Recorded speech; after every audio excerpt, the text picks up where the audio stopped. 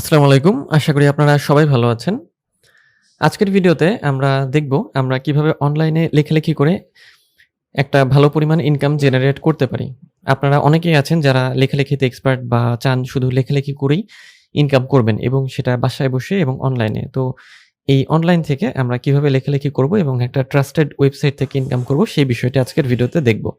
তো ভিডিওটি শুরু করব তার আগে যদি আপনি আমার চ্যানেলে নতুন হয়ে থাকেন তাহলে চ্যানেলটি সাবস্ক্রাইব করতে ভুলবেন না।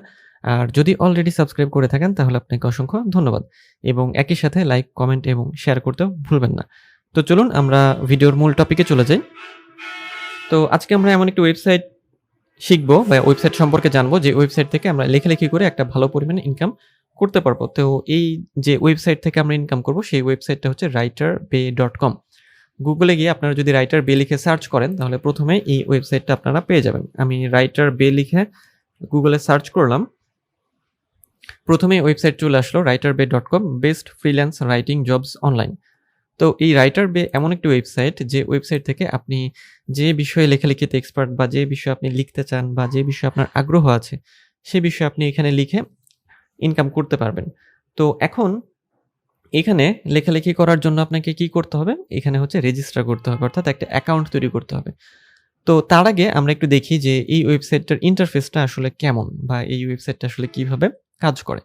তো এই ওয়েবসাইটে আমরা যখন আসি তো একটু স্ক্রল করলে আমরা দেখব নিচের দিকে যে এখানে একটা ছক দেওয়া আছে যে top 5 writers profit for the last 30 days, অর্থাৎ 30 দিনে 5 জন রাইটারের প্রফিট এখানে দেখানো হয়েছে। এখানে রাইটার দেওয়ার পরে হ্যাশট্যাগ দিয়ে যে সংখ্যাটা এটা হচ্ছে রাইটারদের আইডি এবং তার ইনকাম 30 দিনে হচ্ছে এত, এই আইডির হচ্ছে এত। তো প্রথম জনের হচ্ছে কত $6,614, এরপরে হচ্ছে 4,317 এবং এরপরে 2,762। তো এরকমভাবে 5 জন রাইটারের প্রোফাইল আইডি দিয়ে এখানে দেওয়া হয়েছে যে তারা এখান থেকে লাস্ট 30 দিনে এই পরিমাণ ইনকাম করেছে।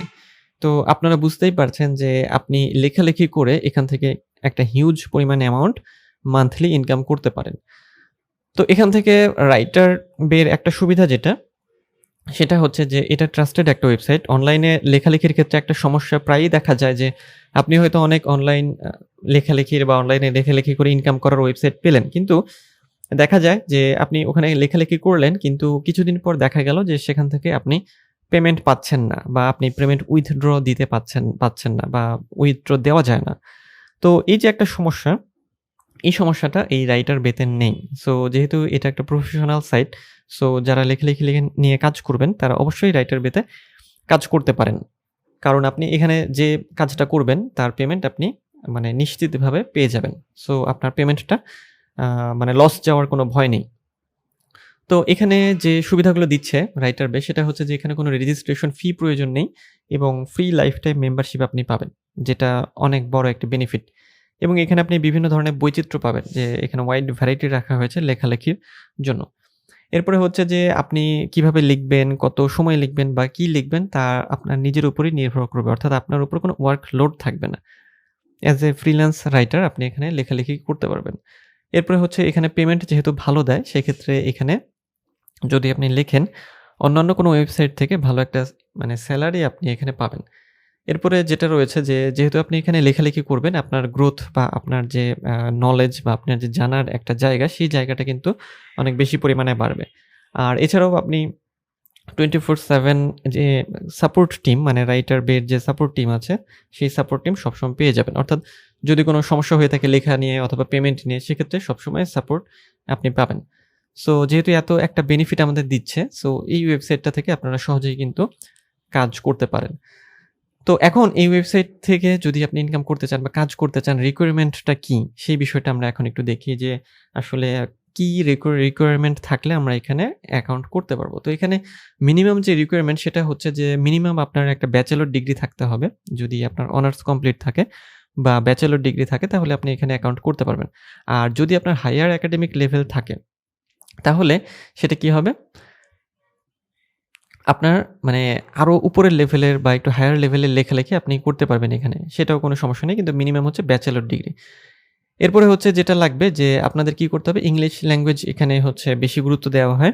যদি আপনি ইংরেজিতে লিখে থাকেন সেক্ষেত্রে বেটার আপনি সুবিধা পাবেন এবং ইনকামটা বেশি আসবে। এবং ইন্টারনেট অ্যাক্সেস থাকতে হবে যেটা সবারই আছে, এবং এই ল্যাপটপ অথবা একটা পিসি মানে একটা ল্যাপটপ অথবা কম্পিউটার থাকতে হবে। এবং ability to use either of the payment options we support, অর্থাৎ যে পেমেন্ট মানে সিস্টেম তারা সাপোর্ট করে বা পেমেন্ট গেটওয়ের মাধ্যমে তারা পেমেন্টটা দেয় সেটা আপনি অ্যাক্সেস করতে পারবেন কিনা সেটা এখানে বলা হচ্ছে। ওকে, তো এখানে কিছু ক্যাটাগরি তারা দিয়ে দিয়েছে যে যদি আপনি এই বিষয়ে ব্যাচেলর ডিগ্রি সম্পন্ন হয়ে থাকেন সেক্ষেত্রে আপনি ফিল ফ্রি টু অ্যাপ্লাই মানে অ্যাপ্লাই করতে পারেন। তো এখানে যে সাবজেক্টগুলো রয়েছে বা যে টপিকগুলো রয়েছে সেই টপিকগুলো মানে ম্যাক্সিমাম এবং বলতে গেলে সবই আমাদের যে অনার্স লেভেল আছে সেই লেভেলের যে ইউনিভার্সিটি সেই ইউনিভার্সিটিতে পড়ানো হয়ে থাকে। তো এখানে কি আছে আমরা একটু দেখি। এখানে অ্যাকাউন্টিং আছে, accounting, advertising, art and architecture, astronomy, aviation, biology, business, chemistry, communications, consumer science. অর্থাৎ এই বিষয়গুলোতে যদি আপনি পড়াশোনা করে থাকেন বা আপনি যদি এই বিষয়ে লেখালেখি করতে চান সেগুলো কিন্তু আপনি করতে পারবেন। সো এখানে যা আছে সবই কিন্তু আমাদের যে ব্যাচেলর লেভেলে এগুলো কমপ্লিট করানো হয় এক একটা ইন্ডিভিজুয়াল সাবজেক্ট হিসেবে। তো এরপর economics, education, engineering, environmental studies, ethics, film studies, finance, gender studies, genetics অনেক কিছু এখানে আছে। জিওগ্রাফি, জিওলজি, অর্থাৎ এই টপিকগুলোর উপরে আপনি কি করতে পারেন, লেখালেখি করতে পারেন। আচ্ছা, বলছে যে যদি আপনি এর উপর একটা ব্যাচেলর ডিগ্রি আপনার থেকে থাকে সেক্ষেত্রে আপনি যখন তখন এখানে আসতে পারেন, ওকে, লেখালেখি করার জন্য। সো এই সাবজেক্টগুলো আপনারা একটু দেখে নেবেন। ওকে, তো নেক্সটে যেটা আছে যে এখানে হচ্ছে যে top 10 jobs available within 24 hours, অর্থাৎ 24 আওয়ার্সের মধ্যে মানে সেরা 10টা অ্যাভেলেবল জবস কি সেগুলো, advertising, astronomy, business, computer science. আপনারা চাইলে এই লিস্টটা ফলো করে এর উপরও লেখালেখি করতে পারেন। ওকে, সো এখানে কাজ করার জন্য আপনাদের কি করতে হবে, রেজিস্টার করতে হবে। তো রেজিস্টার আমরা কিভাবে করব, রেজিস্টার করার জন্য এই যে রেজিস্টার আইকন এখানে ক্লিক করতে হবে। ক্লিক করার পরে এখানে আমরা রেজিস্ট্রেশন করার অপশন পাবো। তো রেজিস্ট্রেশন করার জন্য একটা বিষয় মাথায় রাখতে হবে, একটা সিভি আমরা যেভাবে সাজাই এখানে সেভাবেই রেজিস্ট্রেশন করতে হবে। প্রথমে পার্সোনাল ডিটেলস অর্থাৎ ফার্স্ট নেম, লাস্ট নেম, এরপরে date of birth, gender, country, city, email, mobile number.